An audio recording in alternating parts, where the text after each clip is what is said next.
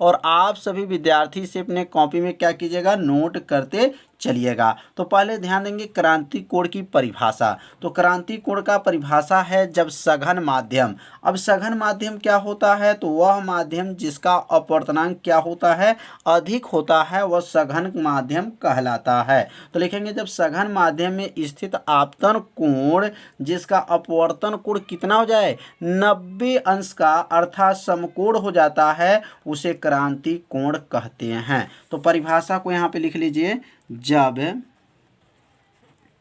जब सघन माध्यम में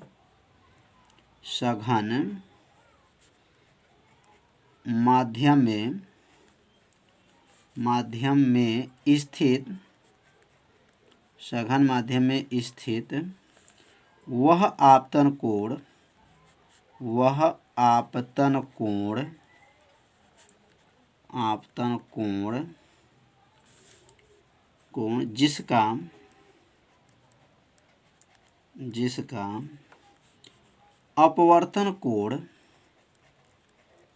जिसका अपवर्तन कोण 90 अंश या समकोण होता है,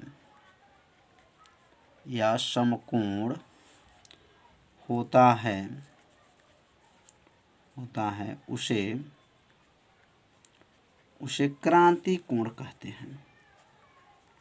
उसे क्रांतिक कोण कहते हैं।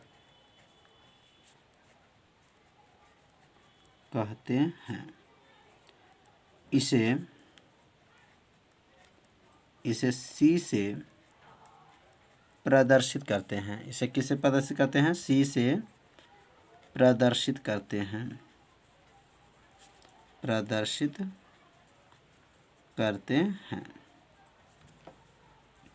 अब यहाँ पे ध्यान देंगे, जैसे मान लीजिए जब प्रकाश की किरणें जब सघन माध्यम से, यह ऊपर सघन माध्यम है, जब विरल माध्यम में जाती हैं तो यह समकोण पर मुड़ जाती हैं। कितने पर, समकोण पर, 90 अंश पर मुड़ जाती हैं। तो यह जो कोण बनता है, और यह जो कितने अंश का कोण बन रहा है, 90 अंश का कोण बन रहा है।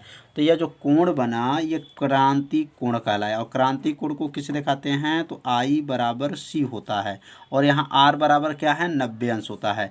यह ऊपर वाला माध्यम क्या रहेगा, सघन रहेगा, और नीचे वाला माध्यम क्या रहेगा, विरल रहेगा। तो सघन माध्यम में क्या लिखा गया, सघन माध्यम में स्थित वह आपतन कोण जिसका अपवर्तन कोण क्या हो, 90 अंश हो या समकोण होता है, उसे क्रांति कोण कहते हैं। इसे सी से प्रदर्शित करते हैं। तो समझ में आ गया होगा कि क्रांति कोण का मतलब यहाँ पर कितना अंश का कोण बने, 90 अंश का कोण बने। तो 90 अंश का कोण कब बनेगा, जब प्रकाश की किरण जो है ऐसा गुजरे जो कितने अंश का कोण बन जाए, 90 अंश का जहाँ कोण बन जाता है वहाँ पर क्या कहलाता है, क्रांति कोण कहलाता है। तो अब हम लोग सीखेंगे क्रांति कोण तथा अपवर्तनांक में क्या संबंध है।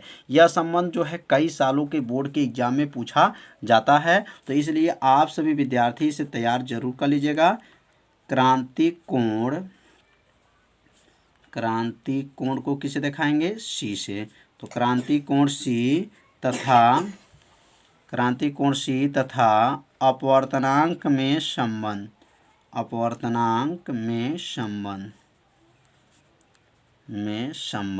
दोनों में क्या संबंध है, तो हेडिंग को पहले क्या कीजिए, आप सभी विद्यार्थी नोट पहले हेडिंग को कर लीजिए। तो अपवर्तनांक और क्रांति कोण में संबंध के लिए या बीचों बीच में लिख सकते हैं, या सिद्ध कीजिए, या यहाँ लिख सकते हैं सिद्ध कीजिए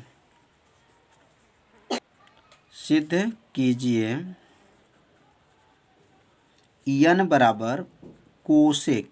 बराबर कोशेक सी, यही लाना है। कोशेक जो है सी का नाम क्या है, क्रांतिक कोण है। तो अब यहाँ सिद्ध करके बताया जाएगा।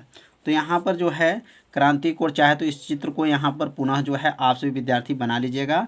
जैसे यहाँ पर जो है यह लेंस है, और जो है लेंस के ऊपर जो है प्रकाश की किरणें गुजरा, और गुजरने के बाद से कितने अंश का कोण बन जाए, 90 अंश का कोण बन जाता है। तो इस कोण को क्या कहते हैं, क्रांति कोण कहते हैं। और यहाँ पे जो है इसको क्या कहेंगे, आई बराबर सी कहते हैं और आर बराबर जो है क्या है, 90 अंश है। तो अब यहाँ पे सिद्ध करके जो है दिखाया जाएगा कि n बराबर कोसेक सी कैसे आएगा। तो हेडिंग को नोट कर लीजिएगा और चित्र को पहले क्या कीजिएगा, बना लीजिएगा। अब यहाँ लिखेंगे माना, माना क्रांति कोण, माना क्रांति कोण क्या है, माना क्रांति कोण जो है सी तथा अपवर्तनांक, तथा क्या लिखेंगे, तथा अपवर्तनांक, अपवर्तनांक किसे दिखाते हैं, यन से, अपवर्तनांक यन है तो। अब यहाँ अपवर्तनांक यन है तो अब यहाँ पे लिखेंगे स्नेल का नियम, किसका नियम, स्नेल का नियम। तो यहाँ लिखेंगे स्नेल का नियम क्या होता है, इसे स्नेल का नियम जो है कई बार बताया जा चुका है कि स्नेल का नियम क्या होता है। नहीं आपको याद होगा तो याद कर लीजिएगा कि स्नेल का नियम क्या होता है। तो क्या है, साइन आई होता है, साइन आई बटा क्या होता है, साइन आई बटा साइन आर होता है, बराबर होता है 1n2 होता है। अब यहाँ आई के जगह पे क्या रखना है, सी रखना है और आर के जगह पे क्या रखना है, 90 अंश रखना है। तो यहाँ पर अगला लाइन लिखेंगे साइन आई के जगह पर सी बटा और साइन आर के जगह पे क्या लिखेंगे, साइन आर के जगह पर 90 अंश हो जाएगा, बराबर हो जाएगा 1n2 हो जाएगा। तो अब यहाँ पे जो है अगला लिखेंगे साइन सी को यहाँ पे क्या करेंगे, नोट कर लेंगे, साइन सी हो जाएगा बटा साइन 90 अंश का मान क्या होता है, तो साइन 90 अंश का मान 1 होता है, 1n2 हो जाएगा। अब यहाँ क्या करेंगे, 2 को आगे करेंगे, 1 को क्या करेंगे, पीछे करेंगे, या यहाँ 1 को जो है जब यहाँ 2 आगे होगा 1 जब पीछे होगा तो यह इसका व्युत्क्रम हो जाता है, उल्टा हो जाता है। तो क्या बनेगा, 1 बटा जो है यह बन जाएगा 1 बटा साइन सी हो जाएगा, 1 बटा साइन सी, तो 1 बटा साइन सी हो जाएगा, बराबर क्या हो जाएगा, और यहाँ 2 आगे आ जाएगा 2n1 हो जाएगा। और 1 बटा साइन क्या होता है, तो 1 बटा साइन जो है कोसेक होता है, क्या होता है, कोसेक होता है, कोसेक जो है क्या है, कोसेक हो जाएगा। और यहाँ कोसेक सी हो जाएगा, क्योंकि यहाँ 1 बटा साइन सी है तो कोसेक सी बराबर क्या हो जाएगा, 2n1 हो जाएगा। या इसको लिख सकते हैं, या 2n1 क्या लिखेंगे, 2n1 बराबर हो जाएगा, क्या हो जाएगा, कोसेक, कोसेक हो जाएगा और सी हो जाएगा। तो यह जो सूत्र बना किनका सूत्र है, तो क्रांति कोण तथा अपवर्तनांक में क्या है, संबंध है। तो इस सूत्र का निगमन जो है आप सभी विद्यार्थी अच्छे से समझ लिए होंगे। क्या करना था, स्नेल का नियम पर लागू करना है। तो साइन आई बटा साइन आर था बराबर 1n2 होता है, किनका सूत्र है, स्नेल का नियम है। अब आई के जगह पे क्या रखा गया, सी रखा गया है और आर के जगह पे क्या है, 90 अंश है, 1n2 हो जाएगा। साइन 90 अंश का मान कितना होता है, तो साइन 90 अंश का मान क्या होता है, 1 होता है। तो साइन सी बटा 1 हो जाएगा, बराबर 1n2 हो जाएगा। अब यहाँ 2 को जब आगे करेंगे 1 को पीछे करेंगे तो यह व्युत्क्रम हो जाता है, उल्टा हो जाता है, तो 1 बटा साइन हो जाएगा। और 1 बटा साइन क्या होता है, तो त्रिकोणमिति में आप लोग पढ़े होंगे कि 1 बटा साइन जो है कोसेक होता है, क्या होता है, कोसेक सी हो जाएगा और बराबर क्या हो गया, 2n1 हो जाएगा, या 2n1 बराबर क्या हो जाएगा, कोसेक सी हो जाएगा।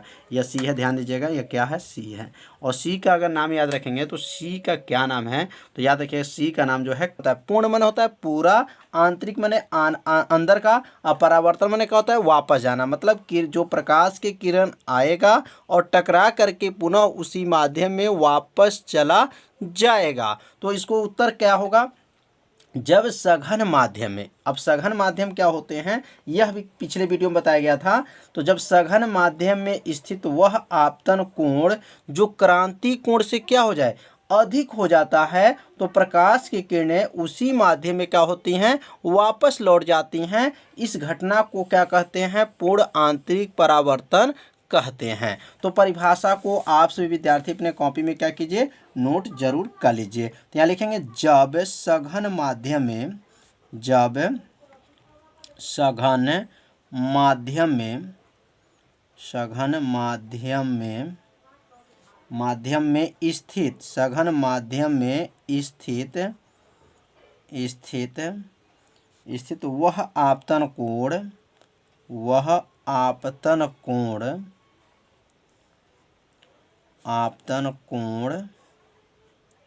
कोण जो क्रांतिक कोण से, आपतन कोण जो क्या हो जाए, क्रांतिक कोण से अधिक हो जाए, क्रांतिक कोण से क्या हो जाए, अधिक हो जाए, से अधिक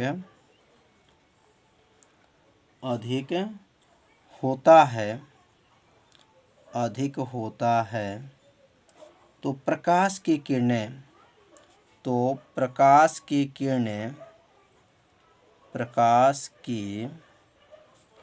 किरणें उसी माध्यम में, प्रकाश की किरणें उसी माध्यम में वापस लौट जाती हैं।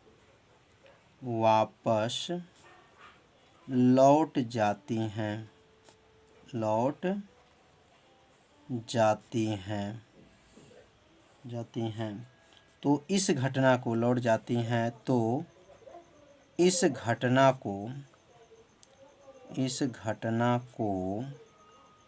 क्या कहते हैं, पूर्ण आंतरिक परावर्तन कहते हैं, पूर्ण आंतरिक परावर्तन कहते हैं। कितना आसान है, पूर्ण आंतरिक परावर्तन कहते हैं। तो आप सभी विद्यार्थी इसे अपने कॉपी में क्या कीजिए, जरूर नोट कर लीजिए। परिभाषा को एक बार और समझेंगे। जब सघन माध्यम में स्थित वह आपतन कोण जो क्रांति कोण से क्या हो जाए, अधिक हो जाता है, तो प्रकाश की किरणें उसी माध्यम में वापस लौट जाती हैं। इस घटना को क्या कहा जाता है, पूर्ण आंतरिक परावर्तन कहते हैं। अभी क्रांति कोण का मतलब क्या है, तो क्रांति कोण कल बताए थे कि अगर यहाँ से जैसे मान लीजिए लेंस है और लेंस पे जो है यह अभिलंब है, तो प्रकाश की किरणें अगर आया और यहाँ क्या आया, वापस क्या है, जो प्रकाश की किरणें जा रहा है, ये क्या हो गया, 90 अंश का कोण बना करके, कितने अंश के, 90 अंश के कोण बना करके जब जाता है, तो यहाँ पे जो कोण बना 90 अंश बना, और यह जो कोण बना क्या बना, क्रांति कोण बना। मतलब सघन माध्यम में स्थित वह आपतन कोण जो अपवर्तन कोण क्या हो जाए, 90 अंश का हो जाता है, क्रांति कोण कहलाता है। अब ये क्रांति कोण यहाँ तक है। अगर एक क्रांति कोण का मान अधिक हो जाए तो प्रकाश की किरणें क्या हो जाएगा, उसी माध्यम में क्या होता है, वापस लौट जाता है। मतलब जब एक क्रांति कोण का मान जो है क्या हो जाए, अधिक हो जाए, तो प्रकाश की किरणें जिस माध्यम से आती हैं उसी माध्यम में क्या होती हैं, वापस लौट जाती हैं। इस घटना को क्या कहते हैं, पूर्ण आंतरिक परावर्तन कहते हैं। तो समझ में आ गया होगा कि यहाँ पे क्या हुआ है, यहाँ तक दो क्रांति कोण है, लेकिन क्रांति कोण से जब अधिक हुआ है तो प्रकाश की किरणें क्या हो गया, उसी माध्यम में वापस लौट गई हैं। तो इस घटना को क्या कहा जाएगा, पूर्ण आंतरिक परावर्तन कहते हैं। तो यहाँ पे जो है इस चित्र को भी बना लीजिएगा, और यहाँ जैसे लिख सकते हैं, जैसे क्या होगा, तो हीरे का चमकना जो होता है, हीरे का चमकना क्या है, पूर्ण आंतरिक परावर्तन होता है। याद रखिएगा, कंपटीशन में कई बार पूछा गया है, हीरे का चमकना किस पर आधारित होता है। लिखेंगे हीरे का जो चमकना होता है वह पूर्ण आंतरिक परावर्तन पर आधारित होता है, हीरे का चमकना। और दूसरा लिख सकते हैं जल में परखनली का चमकना। अगर यहाँ जब जल में परखनली को रख दिया जाता है तो उस जल में क्या होता है, परखनली क्या होता है, चमकता है। तो लिखेंगे जल में परखनली का चमकना, परखनली का चमकना। तो दो जो है यहाँ पर दो इसका एग्जाम्पल बताया गया। पहला क्या है, हीरे का चमकना, दूसरा क्या है, जल में परखनली का चमकना। अब यहाँ हेडिंग नोट कर लेंगे कि पूर्ण आंतरिक परावर्तन के शर्त क्या हैं, पूर्ण आंतरिक परावर्तन के शर्त, पूर्ण आंतरिक परावर्तन के शर्त। तो पूर्ण आंतरिक परावर्तन के शर्त जो है निम्न है। शर्तें क्या हैं, तो अब यहाँ पूर्ण आंतरिक परावर्तन के जो शर्त हैं वो क्या है, निम्न है। तो यहाँ लिख लेंगे, पहला यहाँ पे लिखेंगे पूर्ण आंतरिक परावर्तन के शर्त, पूर्ण आंतरिक परावर्तन के शर्त, या शर्तें क्या हैं, निम्न हैं। अब निम्न मतलब नीचे एक दो करके बताया जाएगा। तो यहाँ पहला, अब यहाँ पहला लिखेंगे, पहला लिखेंगे कि प्रकाश सघन माध्यम, ध्यान देंगे, प्रकाश सघन माध्यम से विरल माध्यम की ओर जाना चाहिए। प्रकाश कहाँ से, सघन माध्यम से विरल माध्यम की ओर जाना चाहिए। तो यहाँ लिख लेंगे पहला, प्रकाश, प्रकाश जो है सघन माध्यम से, सघन माध्यम से, सघन माध्यम से विरल माध्यम,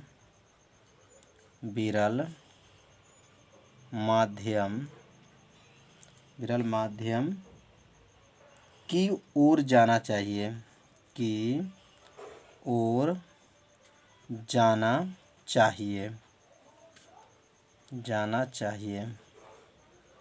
तो प्रकाश जो है सघन माध्यम से किधर जाएगा, विरल माध्यम की ओर जाना चाहिए। और यहाँ तीसरा लिखेंगे, तीसरा नहीं दूसरा, ध्यान दीजिएगा, दूसरा, आपतन कोण क्रांति कोण से अधिक होना चाहिए। अब ऊपर भी बताया गया है कि आपतन कोण जो है क्रांति कोण से जब अधिक होता है तो प्रकाश की किरणें क्या हुआ है, उसी माध्यम में वापस लौट गया है। इस घटना को क्या कहा गया है, पूर्ण आंतरिक परावर्तन कहते हैं। तो दूसरा शर्त है कि आपतन कोण जो है, आपतन कोण क्रांति कोण से, आपतन कोण क्रांति कोण से अधिक होता है, से अधिक होता है, अधिक होना चाहिए, होना चाहिए, होना चाहिए। तो यह जो है दो जो है पूर्ण आंतरिक परावर्तन के शर्त हो गया। पहला क्या बताया गया, प्रकाश सघन माध्यम से विरल माध्यम की ओर जाना चाहिए। और दूसरा क्या है, आपतन कोण क्रांति कोण से क्या होना चाहिए, अधिक होना चाहिए। तो जब अधिक होगा तभी तो प्रकाश के किरणें जब आएगा, जैसे मैंने प्रकाश की किरणें आया टकरा करके जब अधिक है, किससे अधिक है, क्रांति कोण से अधिक है, तो प्रकाश की किरणें उसी माध्यम में क्या हो गया, वापस लौट गया। इस घटना को क्या कहा जाता है, पूर्ण आंतरिक परावर्तन की घटना कहा जाता है। तो यह दो शर्त जो बताया गया, आप सभी विद्यार्थी से अपने कॉपी में क्या कीजिए, जरूर इसे हैं समंजन क्षमता कहते हैं। तो आप सभी विद्यार्थी जो है इसका उत्तर जो है अपने कॉपी में क्या कीजिए, नोट जरूर कर लीजिए। तो लिखेंगे यहाँ पर, जब हम समीप की वस्तुओं को, जब हम समीप की वस्तुओं को, जब हम समीप की वस्तुओं को देखते हैं, समीप की वस्तुओं को देखते हैं, देखते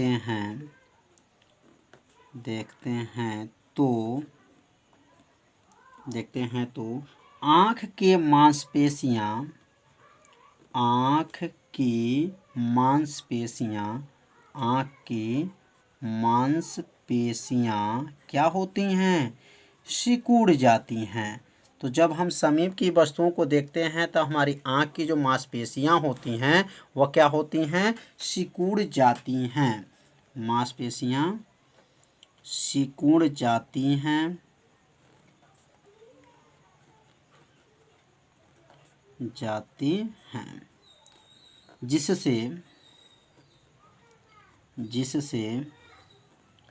जिससे फोकस दूरी के मान में, जिससे फोकस दूरी के मान में, फोकस दूरी के मान में क्या होता है, परिवर्तन हो जाता है। फोकस दूरी के मान में परिवर्तन हो जाता है, फोकस दूरी के मान में परिवर्तन हो जाता है, हो जाता है।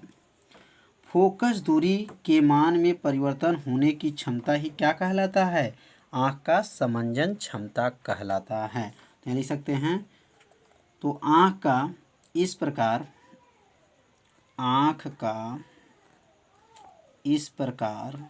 आँख का इस प्रकार फोकस दूरी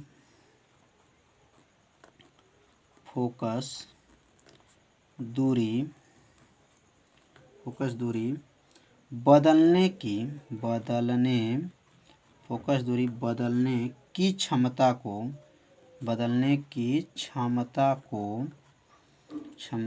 को क्या कहते हैं? आँख का समंजन क्षमता कहते हैं। आँख का क्या कहते हैं? समंजन क्षमता कहते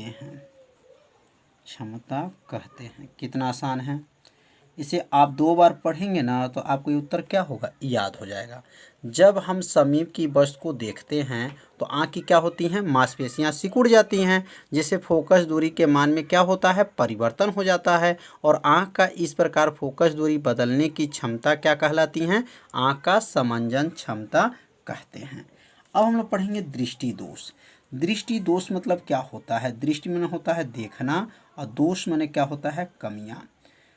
अब यहाँ दृष्टि दोष क्या हैं और दृष्टि दोष कितने प्रकार के होते हैं, अब इनके बारे में भी समझना है। तो अब दृष्टि दोष के पहले परिभाषा समझ लेंगे कि दृष्टि दोष किसे कहा जाता है। तो दृष्टि दोष क्या हैं? तो यदि मानव नेत्र के लेंस में, मानव के जो आँख के अंदर जो लेंस होते हैं वह लेंस में विकृति आ जाए, विकृति मतलब कमियां आ जाए, तो इस कमियां को ही क्या कहते हैं? दृष्टि दोष कहा जाता है। तो यहाँ लिख लेंगे कि यदि मानव नेत्र में, यहाँ परिभाषा लिख लेंगे, यदि मानव नेत्र में माने मनुष्य के आँख में, मानव नेत्र में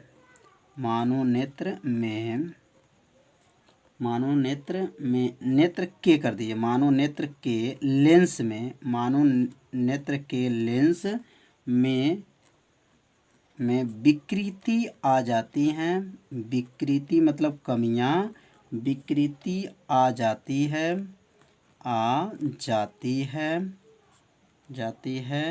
उसे क्या कहते हैं? उसे दृष्टि दोष कहते हैं। उसे दृष्टि दोष कहते हैं। दृष्टि दोष कहते हैं। कितना आसान है। यदि मानव नेत्र के लेंस में विकृति आ जाती है उसे क्या कहते हैं? दृष्टि दोष कहते हैं। अब हम लोग पढ़ेंगे दृष्टि दोष में, समझ में आ गया होगा कि मानव के नेत्र में किसी वस्तु को देखने में जो कमियां हो जाए उसी को क्या कहा जाता है? दृष्टि दोष कहा जाता है। अब हम लोग पढ़ेंगे दृष्टि दोष के प्रकार। दृष्टि दोष कितने प्रकार के होते हैं?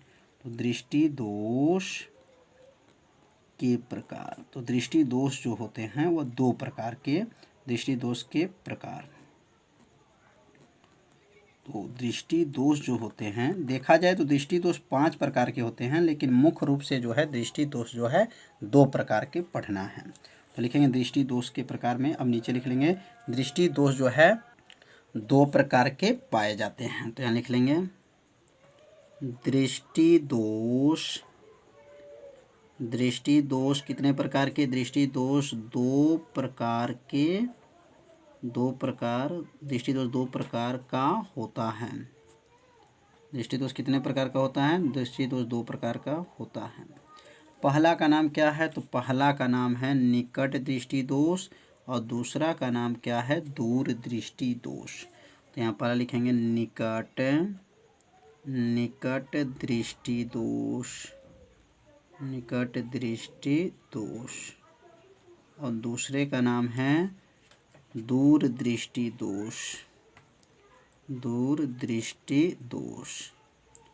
अब पढ़ेंगे निकट दृष्टि दोष किसे कहते हैं और निकट दृष्टि दोष के कारण क्या है कि यह बीमारी आँख में हो जाता है, क्या कारण होता है? तो यहाँ लिखेंगे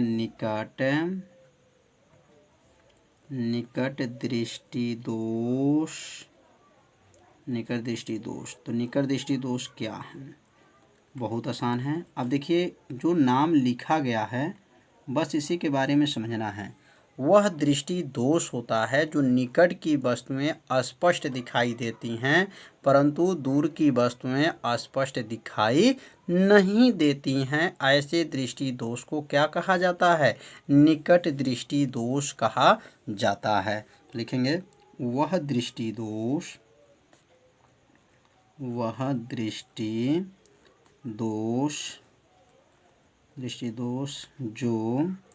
जो निकट की वस्तुएं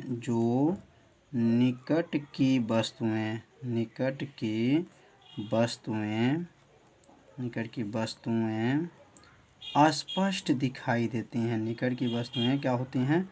अस्पष्ट दिखाई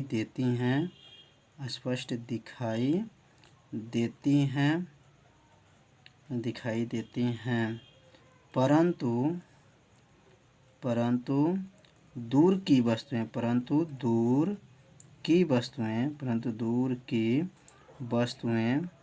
अस्पष्ट दिखाई नहीं देती हैं। परंतु दूर की वस्तुएं अस्पष्ट दिखाई नहीं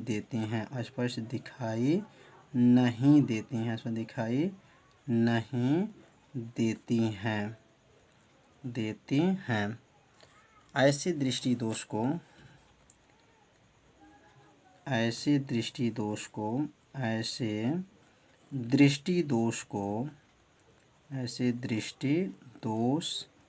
को क्या कहते हैं? ऐसे दृष्टि दोष को निकट दृष्टि दोष कहते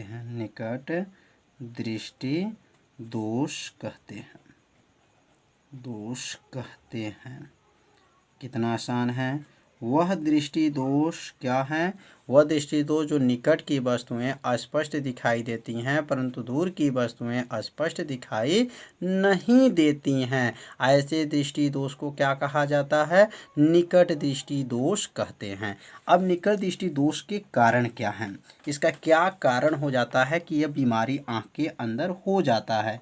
तो यहाँ हेडिंग नोट कर लेंगे, निकट दृष्टि दोष के कारण। अब इसका कारण क्या है? तो निकट दृष्टि दोष के कारण तो लिखेंगे निकट दृष्टि दोष के मुख्य कारण जो है 2 हैं। निकट दृष्टि दोष के मुख्य कारण कितने होते हैं? 2 होते हैं। अब पहला क्या है? तो पहला है नेत्र लेंस का वक्रता बढ़ जाना। मतलब मनुष्य के जो आँख होता है उसकी वक्रता जब बढ़ जाता है तो यह बीमारी उत्पन्न हो जाता है। तो यहाँ पहला लिख लेंगे। पहला इसका कारण क्या है? तो लिखेंगे पहला, तो लिखेंगे यहाँ पर नेत्र लेंस का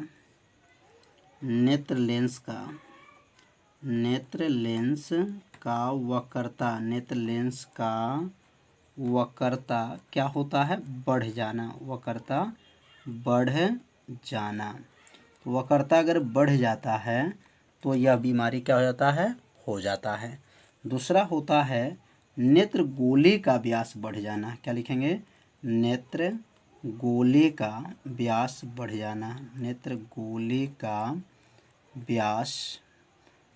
जाना। तो 2 कारण होता है। दोनों कारण जो है बहुत ही आसान है। क्या बोलेंगे? नेत्र लेंस का वक्रता बढ़ जाना और नेत्र गोले का व्यास जब बढ़ जाता है तो यह बीमारी उत्पन्न हो जाता है। अब इसका निवारण क्या है? तो निवारण क्या होगा? लिखेंगे इस दृष्टि दोष के निवारण के लिए चश्मे में क्या लगाना पड़ेगा? अवतल लेंस प्रयोग करना पड़ेगा।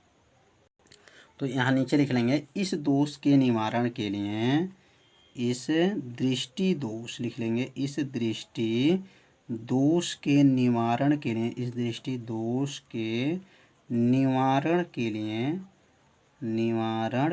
लिए चश्मे में क्या लिखेंगे? चश्मे में अवतल लेंस क्या करेंगे? अवतल ध्यान देंगे। अवतल लेंस क्या करते हैं? प्रयुक्त करते हैं। अवतल लेंस प्रयुक्त करते हैं। तो अगर ये बीमारी हो जाए, निकट दृष्टि दोष का बीमारी हो जाए, तो चश्मे में कौन सा लेंस प्रयोग किया जाएगा? अवतल लेंस प्रयोग किया जाता है। तो इसलिएगा तो लिखेंगे यहाँ पर वह दृष्टि दोष, वह दृष्टि दोष, वह दृष्टि दोष, दृष्टि दोष जो दूर की वस्तुएं, जो दूर की वस्तुएं, दूर की वस्तुएं, दूर की वस्तुएं, वस्तुएं अस्पष्ट दिखाई देती हैं, दूर की वस्तुएं अस्पष्ट दिखाई देती हैं, देती हैं, परंतु निकट की वस्तुएं, परंतु निकट की वस्तुएं, निकट की वस्तुएं, वस्तुएं अस्पष्ट दिखाई नहीं देती हैं, निकट की वस्तुएं अस्पष्ट दिखाई नहीं देती, अस्पष्ट दिखाई नहीं देती हैं, नहीं देती हैं। ऐसे दृष्टि दोष को, ऐसे दृष्टि दोष को, ऐसे दृष्टि दोष को क्या कहते हैं? ऐसे दृष्टि दोष को दूर दृष्टि दोष कहते हैं, दूर दृष्टि दोष कहते हैं, दोष कहते हैं। कितना आसान है। इसे आप सभी विद्यार्थी जब इसे 2 बार बोलेंगे तो आपको परिभाषा क्या होगा? याद हो जाएगा। तो क्या है? वह दृष्टि दोष जो दूर की वस्तुएं अस्पष्ट दिखाई देती हैं परंतु निकट की वस्तुएं अस्पष्ट दिखाई नहीं देती हैं, ऐसे दृष्टि दोष को, ऐसे दृष्टि दोष को क्या कहते हैं? दूर दृष्टि दोष कहते हैं। तो समझ में आ गया होगा कि दूर की वस्तुएं तो स्पष्ट दिखाई देंगी लेकिन निकट की वस्तुएं इसमें स्पष्ट दिखाई नहीं देती हैं। अब दूर दृष्टि दोष के कारण क्या होते हैं कि यह बीमारी आँख के अंदर हो जाता है। लिखेंगे यहाँ पर दूर दृष्टि दोष के कारण, दूर दृष्टि दोष के कारण। अब इसमें कारण क्या है? तो दूर दृष्टि दोष के जो कारण हैं मुख्य 2 हैं। लिखेंगे दूर दृष्टि दोष के कारण कितने हैं? तो मुख्य 2 हैं। तो पहला जो कारण है, तो कल वाला वीडियो अगर आप देखे होंगे तो आप लोग को समझ में आ रहा होगा। कल वाला हम लोग क्या पढ़े थे? निकट दृष्टि दोष। और निकट दृष्टि दोष का मतलब क्या होता है? निकट की वस्तुएं स्पष्ट दिखाई देती हैं और दूर की वस्तुएं स्पष्ट दिखाई नहीं देती हैं। ऐसे दृष्टि दोष को क्या कहा जाता है? निकट दृष्टि दोष कहा जाता है। और उसमें भी बताया गया था कि निकट दृष्टि दोष में भी 2 कारण होते हैं। पहला उसमें कारण क्या बताया गया था? नेत्र लेंस का वक्रता बढ़ जाना। और दूर दृष्टि दोष में क्या होता है? नेत्र लेंस का वक्रता घट जाना। बस थोड़ा सा ध्यान देना है। तो लिखेंगे यहाँ पर नेत्र लेंस का, नेत्र लेंस का वक्रता, नेत्र लेंस का, नेत्र लेंस का क्या होगा? वक्रता, लेंस वक्रता घट जाना। कल क्या था? हम लोग पढ़े थे बढ़ जाना। तो निकट दृष्टि दोष में याद रखेंगे, निकट दृष्टि दोष में नेत्र लेंस का वक्रता क्या होता है? बढ़ जाना। और दूर दृष्टि दोष में क्या होता है? नेत्र लेंस का वक्रता घट जाना। तो नेत्र लेंस का अगर वक्रता घट जाता है तो यह हमारे आँख में कौन सा बीमारी होता है? दूर दृष्टि दोष का बीमारी हो जाता है। दूसरा लिख सकते हैं नेत्र गोले का, क्या लिखेंगे? नेत्र गोले का व्यास घट जाना। नेत्र गोले का व्यास, नेत्र गोले का व्यास क्या होना? नेत्र गोले का व्यास घट जाना। अब नेत्र गोले का जो व्यास अगर घट जाता है तो क्या होता है? दूर दृष्टि दोष का बीमारी आँख के अंदर हो जाता है। अब इसका निवारण क्या है? तो यहाँ लिखेंगे दूर दृष्टि दोष के निवारण, दूर दृष्टि दोष के निवारण, दूर दृष्टि दोष के निवारण। मतलब इनका जो है निवारण कैसे किया जाएगा? अगर ये दूर दृष्टि दोष का बीमारी अगर हो जाए तो चश्मे में कौन सा लेंस लगाना चाहिए?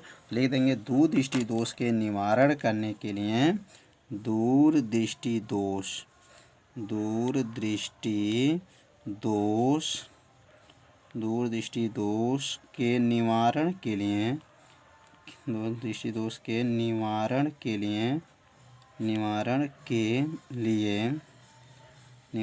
लिए चश्मे में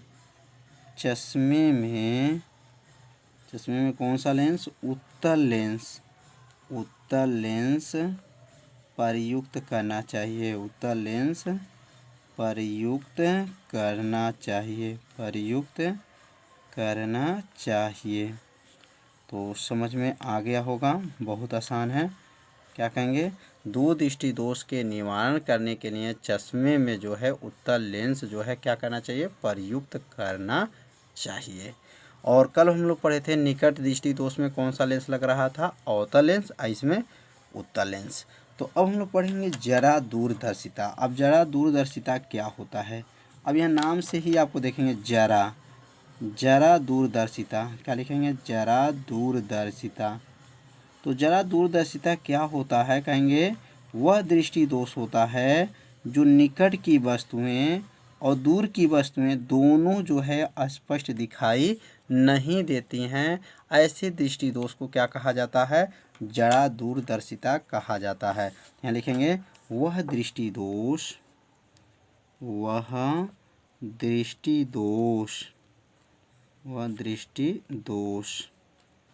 जो दूर की वस्तुएं जो हैं, दूर की वस्तुएं क्या होती हैं? दूर की वस्तुएं तथा निकट की वस्तुएं, दूर की वस्तुएं तथा निकट की वस्तुएं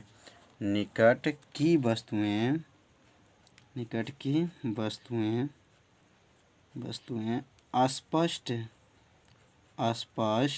दिखाई नहीं देती हैं,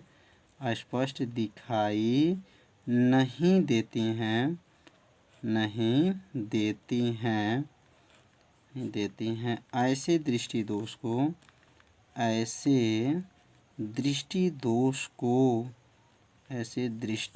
दोष को क्या कहा जाता है? ऐसे दृष्टि दोष को जरा दूरदर्शिता कहते हैं, जरा दूरदर्शिता कहते हैं। तो जरा दूरदर्शिता समझ में आ गया होगा कि इसमें क्या होता है? इसमें निकट की वस्तुएं और दूर की वस्तुएं दोनों जो है अस्पष्ट दिखाई नहीं देती हैं। ऐसे दृष्टि दोष को क्या कहा जाता है? जरा का मतलब क्या हो गया? सब कुछ जर गया, मतलब उनके जो निकट दृष्टि दोष भी क्या हो गया? खत्म हो गया है। और दूर दृष्टि दोष भी उनका क्या हो गया? खत्म हो गया है। मतलब दोनों ही परेशानी हैं, उसे क्या कहा जाता है? जरा दूरदर्शिता कहते हैं। अब जरा दूरदर्शिता का निवारण कैसे होता है? अगर कारण पूछा जाए कि जरा दूरदर्शिता का कारण क्या होता है, तो इसमें क्या होते हैं? मनुष्य की उम्र जो है क्या है? बहुत अधिक हो जाता है। तो यह जो है बूढ़े आदमी के अंदर जो है बीमारी होता है। जिनकी उम्र जो है 100 से ऊपर हो जाता है, तो यह बीमारी क्या हो जाता है? जरा दूरदर्शिता आँख के अंदर हो जाता है। अब इसका निवारण क्या है? तो चश्मे में जो है द्विफोक्सी लेंस का प्रयोग करते हैं। कौन सा लेंस का? द्विफोक्सी लेंस का प्रयोग करते हैं। तो अब यहाँ हेडिंग लिख लेंगे कि जरा दूरदर्शिता का निवारण क्या है। लिखेंगे जरा दूरदर्शिता का निवारण। अब जरा दूरदर्शिता का निवारण कैसे करेंगे? तो लिखेंगे जरा दूरदर्शिता के निवारण। तो जरा दूरदर्शिता का जो निवारण होगा कैसे किया जाएगा? तो लिखेंगे कि जरा दूरदर्शिता के निवारण करने के लिए चश्मे में द्विफोक्सी लेंस का प्रयोग किया जाता है। लेकिन जरा दूरदर्शिता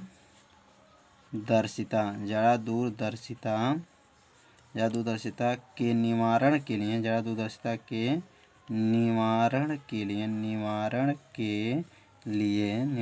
लिए चश्मे में कौन सा लेंस लगता है? चश्मे में द्विफोक्सी लेंस प्रयुक्त करना चाहिए। द्विफोक्सी लेंस प्रयुक्त करना चाहिए। दो फोकसी लेंस प्रयुक्त करना चाहिए। तो अब द्विफोक्सी लेंस क्या होता है? तो द्विफोक्सी लेंस का मतलब होता है वह लेंस होता है जो अवतल लेंस तथा उत्तल लेंस दोनों से मिलकर बना होता है, उसे द्विफोक्सी लेंस कहते हैं। तो अब यहाँ चाहे तो द्विफोक्सी लेंस का परिभाषा भी लिख लीजिए। यहाँ लिखेंगे द्विफोक्सी लेंस। द्विफोक्सी लेंस क्या होता है? फोक्सी लेंस वह लेंस होता है जिसमें क्या होता है? अवतल तथा उत्तल दोनों से मिलकर के बना होता है। तो यहाँ पे लिखेंगे वह लेंस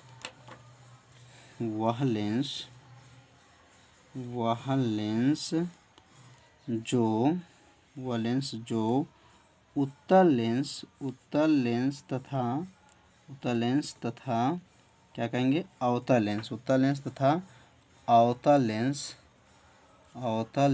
दोनों से मिलकर बना होता है। दोनों से मिलकर क्या होता है? बना होता है। उसे क्या कहते हैं? द्विफोक्सी लेंस कहते हैं। उसे द्विफोक्सी द्वि लिख देंगे यहाँ पर। द्विफोक्सी ध्यान देंगे। द्विफोक्सी जो है लिख देंगे द्विफोक्सी लेंस कहते हैं। द्विफोक्सी लेंस कहते हैं। क्या कहेंगे? वह लेंस जो उत्तल लेंस तथा अवतल लेंस दोनों से मिलकर बना पर की फोकस दूरी क्या होता है? 1/f बराबर 1/v प्लस 1/u। इस सूत्र का जो है निगमन जो है आज इस वीडियो में बताया जाएगा और एक एक लाइन जो है निगमन आप सभी विद्यार्थी अच्छे से समझिएगा। तो यहाँ सबसे पहले देखेंगे, यहाँ पर एक दर्पण है और एक कौन सा दर्पण है? तो यह दर्पण है अवतल दर्पण। कौन सा दर्पण है? अवतल दर्पण है। अवतल दर्पण किसे कहते हैं? वह दर्पण जो उभरे भाग पे क्या हो? कलई हो और जो है दबे भाग पे क्या हो? परावर्तन की क्रिया हो। जैसे यहाँ प्रकाश की किरणें जब इसके ऊपर गया है चिकने तल पे, तो प्रकाश की किरणें टकरा करके उसी माध्यम में क्या हो गया है? वापस आ गया है। अब पुनः यहाँ से प्रकाश की किरणें गया है और टकरा करके पुनः उसी माध्यम में क्या हो रहा है? वापस जा रहा है। मतलब इधर से आ रहा है और टकरा के उसी माध्यम में क्या जा रहा है। और यह वक्रता केंद्र से होकर के जा रहा है। और यहाँ इसके बिंदु से, मतलब ये वस्तु है, उस वस्तु का नाम क्या है? ओ डैश है। और ओ डैश के मतलब वो सामने जो है प्रकाश की किरणें जाएगी, समांतर जाएंगी प्रकाश की किरणें। तो यह अपवर्तन के बाद जो है फोकस से होते हुए जाती है। किससे होते हुए? जब यहाँ पर मुख्य अक्ष के समांतर से जो प्रकाश की किरणें जाती हैं तो टकरा करके फोकस से होते हुए निकलती हैं। तो पहले आप सभी विद्यार्थी इस चित्र को जो है अपने कॉपी में क्या कीजिए? पहले इसको बना लीजिएगा। और यहाँ से ध्यान देंगे, यह फोकस है और फोकस को किसे दिखाएंगे? यहाँ पर यह फोकस को किसे दिखाएंगे? यफ से प्रदर्शित करते हैं। और यहाँ जो है यह बना हुआ, यह जो है प्रतिबिंब की दूरी है। प्रतिबिंब दूरी किसे दिखाया जाता है? भी से। और यह वक्रता त्रिज्या है। वक्रता त्रिज्या किसे दिखाते हैं? आर से। और यहाँ से और यहाँ तक की जो है पी तक की जो बीच की दूरी, इसका नाम है वस्तु की दूरी। और वस्तु की दूरी किसे दिखाते हैं? यू से प्रदर्शित करते हैं। तो यहाँ पर सामने चित्र में क्या क्या आपको दिखाई दिया? तो माना एक दर्पण है और कौन सा दर्पण है? M1 M2 जो है अवतल दर्पण है। कौन सा दर्पण? M1 M2 जो है अवतल दर्पण है। इसमें वस्तु की दूरी क्या है? U है। प्रतिबिंब की दूरी V है। फोकस दूरी F है। वक्रता त्रिज्या क्या है? R है। तो इतना पहले जो है यहाँ माना को लिखा जाएगा और माना लिखने के बाद से जो है निगमन एक एक लाइन आपको बताया जाएगा। तो पहले माना को लिख लीजिए। माना अवतल दर्पण, माना अवतल दर्पण। अब यह अवतल दर्पण कौन कौन से हैं? तो अवतल दर्पण क्या है? लिखेंगे M1 और क्या है? M2 है। अवतल दर्पण M1 M2 है। जिसका ध्रुव क्या है? तो जिसका ध्रुव जो है P है। जिसका ध्रुव जो है P है। वस्तु की दूरी लिखेंगे यहाँ पर, वस्तु की दूरी तो वस्तु की दूरी किससे दिखाते हैं, तो वस्तु की दूरी जो है u से दिखाते हैं। वस्तु की दूरी u तथा प्रतिबिंब की दूरी, तथा लिखेंगे प्रतिबिंब की दूरी। प्रतिबिंब किससे दिखाते हैं, तो प्रतिबिंब की दूरी को v से दिखाते हैं। तो प्रतिबिंब की जो दूरी है वह क्या है, v है। तो प्रतिबिंब दूरी v है, यहाँ पर है तो के नीचे क्या लिखेंगे, कामा। तो इतना जो है पहले माना में लिखना है। माना अवतल दर्पण है, m1 m2 है, और जो है क्या है, इसकी वस्तु की दूरी जो है u है, प्रतिबिंब दूरी v है। तो अब यहाँ पर ध्यान से देखेंगे, यह त्रिभुज बना है। त्रिभुज का नाम क्या है, तो ये लिखेंगे त्रिभुज का नाम है त्रिभुज ओ डैश सी है। इस त्रिभुज का नाम क्या, देखिए ओ डैश सी, यह त्रिभुज देख रहे हैं ना, इस त्रिभुज में, और इधर का त्रिभुज का नाम है CI डैश। लिखेंगे यहाँ पर तथा लिख लेंगे, तथा त्रिभुज का नाम क्या है, तो इस त्रिभुज का नाम क्या है, त्रिभुज CI और क्या है I डैश में। मतलब पहला जो त्रिभुज लेके चलेंगे, त्रिभुज का क्या नाम है, ओ डैश सी, और दूसरा त्रिभुज का नाम लिखे, क्या लिखे हैं, CI डैश। तो अब इसमें जो है थेल्स परमे का नियम लागू होगा। और थेल्स परमे कितना आसान है, बस थोड़ा सा आपको ध्यान देंगे तो थेल्स परमे आपको क्या होगा, समझ में आ जाएगा। तो यहाँ लिखेंगे थेल्स परमे से। अब ये थेल्स परमे क्या होता है, तो देखिए कितना आसान है। जैसे इसमें का लंब लेंगे, अगर इसमें का लंब है तो इसमें का लंब लेना है, इसमें का अगर आधार लेंगे तो इसमें का आधार लेंगे।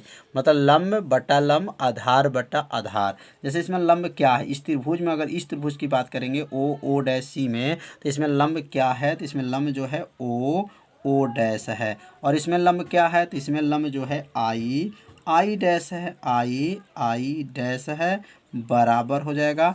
और यहाँ से देखेंगे इसमें आधार क्या है, तो OC है, तो लिखेंगे इसमें आधार OC है, और इसमें आधार क्या है, तो CI है। मतलब यह त्रिभुज और यह त्रिभुज का भी लेकर के हल किया जा रहा है। तो इसमें त्रिभुज में आधार क्या हो जाएगा, तो CI हो जाएगा, और यह बन जाएगा समीकरण नंबर जो है 1। तो समीकरण नंबर जो है यहाँ बन गया 1।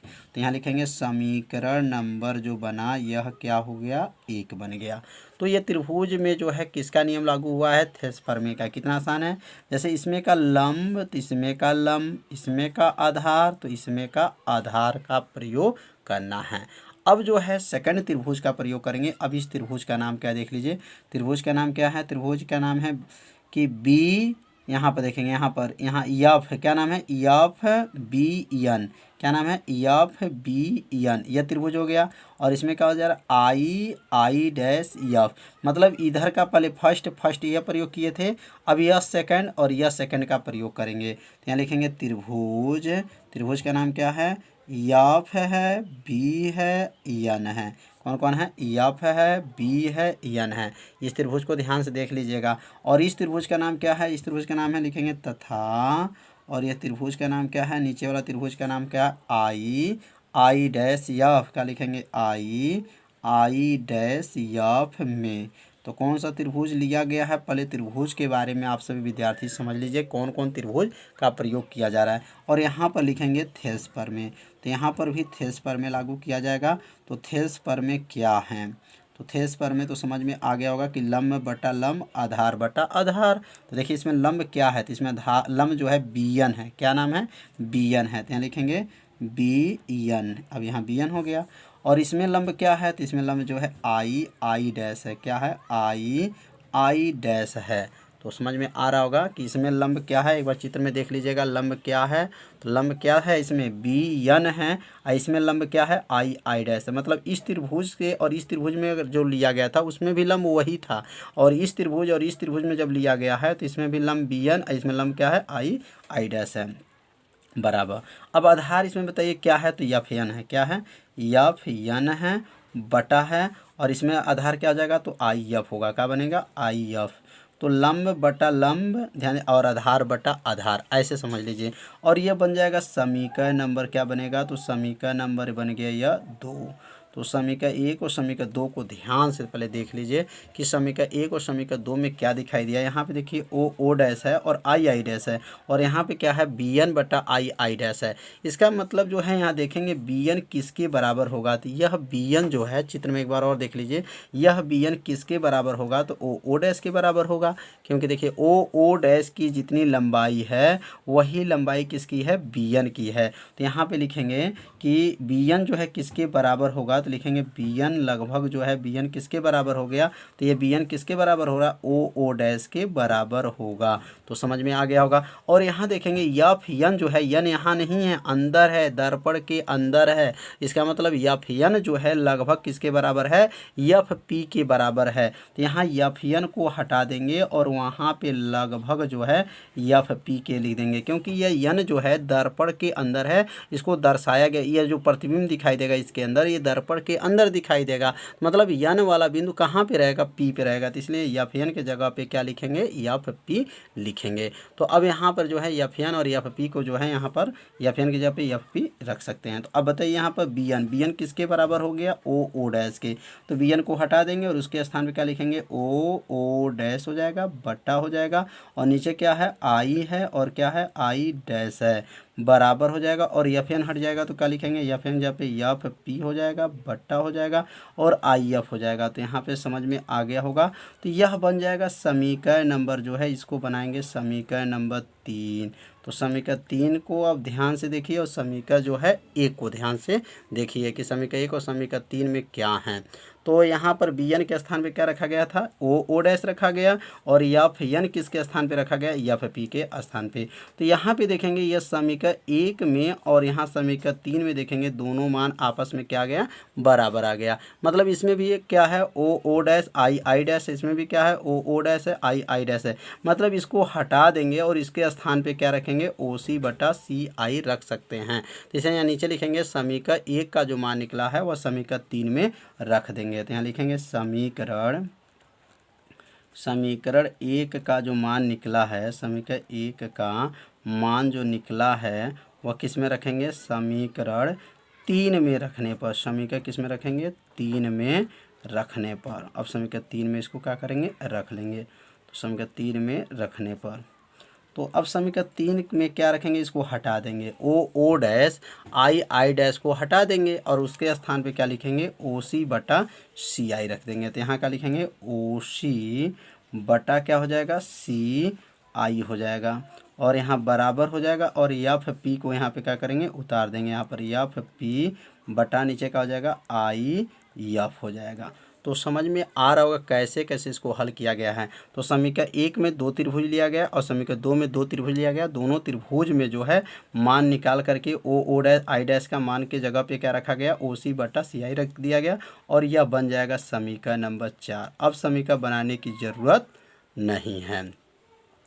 अब हमको निकालना है, एक बार ओ सी का मान निकालना है और सी आई का मान निकालना है और आई एफ का मान निकालना है। तो यह मान कैसे निकलेगा, यहाँ बगल में आपको समझाया जाएगा कि ओ सी किसके बराबर होगा और सी आई किसके बराबर होगा और आई एफ जो है किसके बराबर होगा।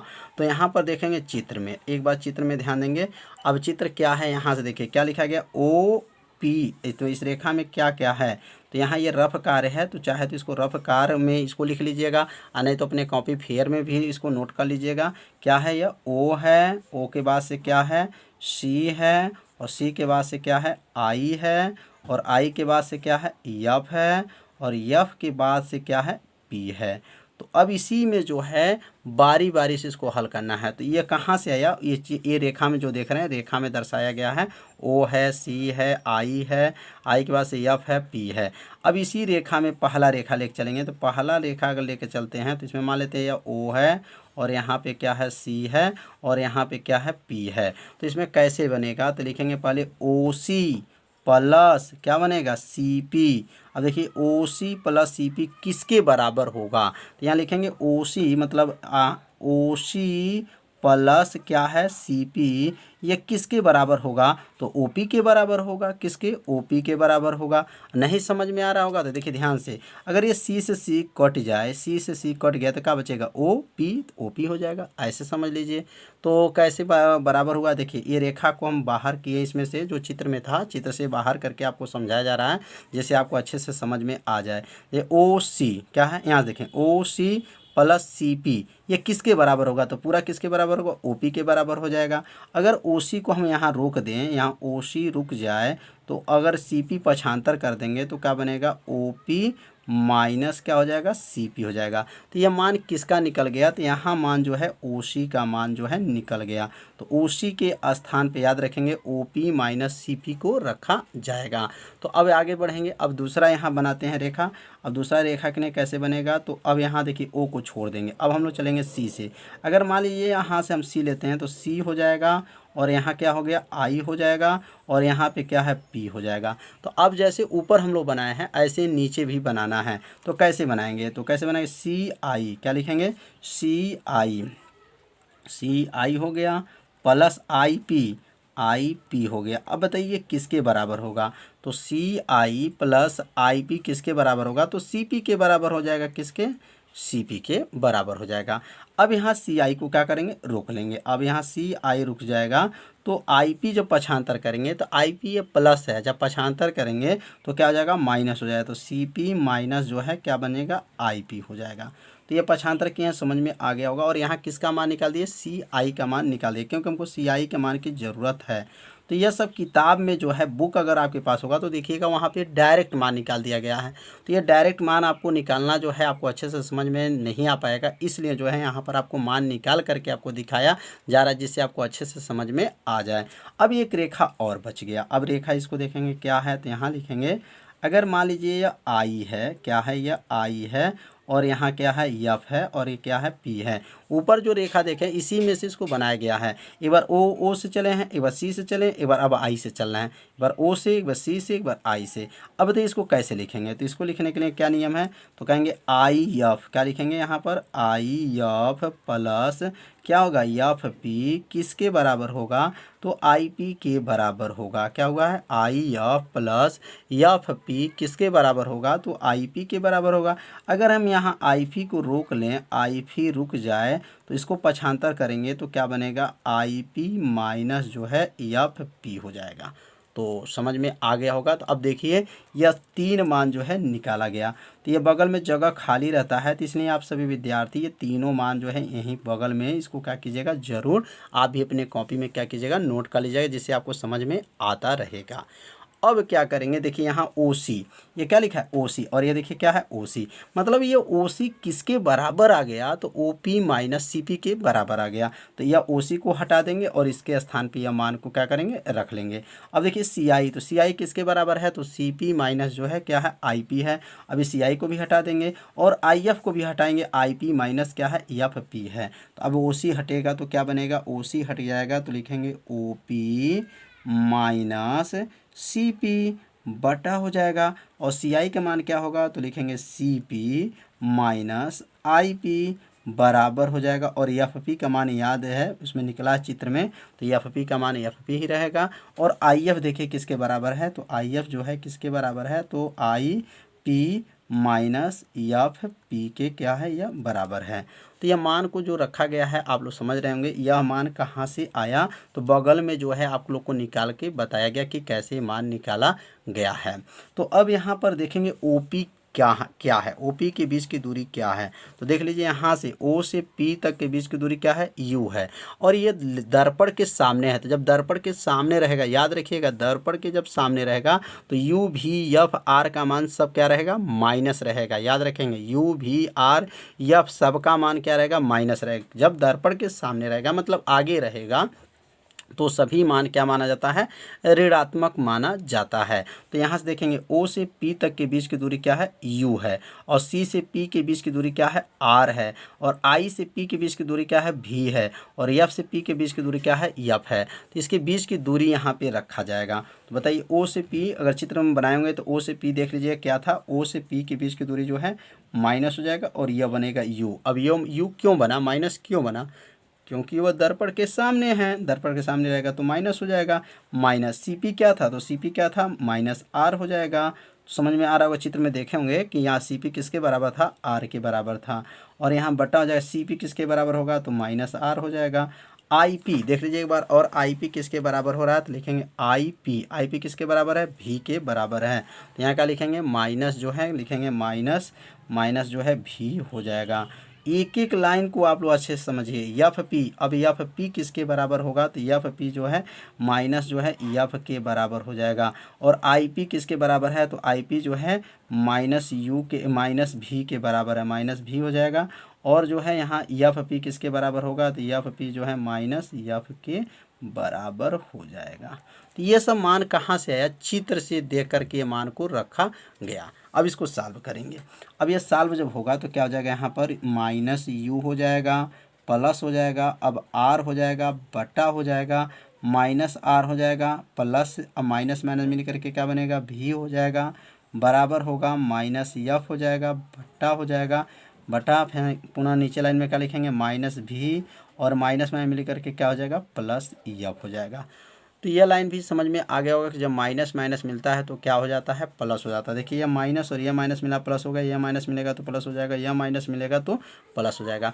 अब R किसके बराबर होता है, तो R जो है वक्रता त्रिज्या जो होता है वह फोकस दूरी के क्या होता है, दुगुना होता है। फोकस दूरी के दुगने भाग को क्या कहा जाता है, वक्रता त्रिज्या कहते हैं। अब R को हटा दिया जाएगा और R के स्थान पे क्या रखा जाएगा, 2F रखा जाएगा। तो अब यहाँ मान को रखा जाएगा, तो अब R के जगह पे क्या रखेंगे, 2F रखेंगे, तो -U + 2F हो जाएगा, बटा हो जाएगा, और नीचे क्या रहेगा, माइनस जो है 2F हो जाएगा, प्लस जो है V हो जाएगा, बराबर हो जाएगा, माइनस यहाँ F हो जाएगा, बटा हो जाएगा, -V + F हो जाएगा।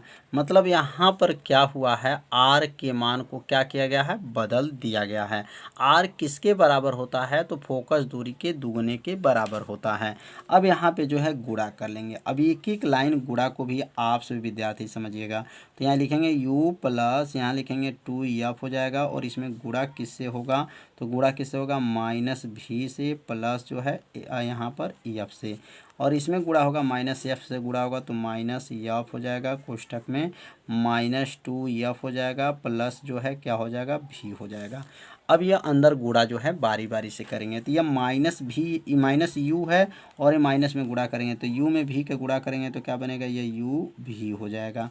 अब -U में इसमें गुणा करेंगे तो माइनस जो है क्या हो जाएगा, UF हो जाएगा, और 2F में इसमें गुणा करेंगे तो क्या बनेगा, -2FV हो जाएगा, और 2F में इसमें गुणा करेंगे तो क्या बनेगा, यहाँ पर 2F का स्क्वायर हो जाएगा। तो समझ में आ रहा होगा कैसे हुआ है। -U में V का गुणा होगा तो क्या हो जाएगा, UV हो गया, -U में VF का गुणा -UF हो जाएगा, 2F में गुणा करेंगे -2FV हो जाएगा, 2F में F का गुणा करेंगे तो 2F स्क्वायर हो जाएगा, माइनस में माइनस का गुणा करेंगे तो क्या बनेगा, 2F का स्क्वायर, प्लस में हो जाएगा, -F में गुणा करेंगे तो -FV हो जाएगा। तो गुणा जो है समझ में आ गया होगा। तो अब क्या करेंगे यहाँ पर, अब यह माइनस ध्यान देंगे, यह माइनस, अब यहाँ बिरादर को ध्यान देना पड़ेगा। बिरादर मतलब यह जैसे 2F स्क्वायर है और ये 2F स्क्वायर सेम है, तो माना जाएगा ये एक बिरादर के हैं, और ये 2F स्क्वायर को क्या करेंगे, पक्षांतर कर देंगे। तो अब यहाँ क्या उतरेगा, यहाँ पर UV, ये सब मान को क्या कीजिए, पक्षांतर कर दीजिए। तो सब मान जब पक्षांतर होगा तो पहले यहाँ से उतरेगा क्या, 2F का स्क्वायर -FV, और इधर आएगा तो क्या आएगा, माइनस है तो क्या बनेगा, यह +UF,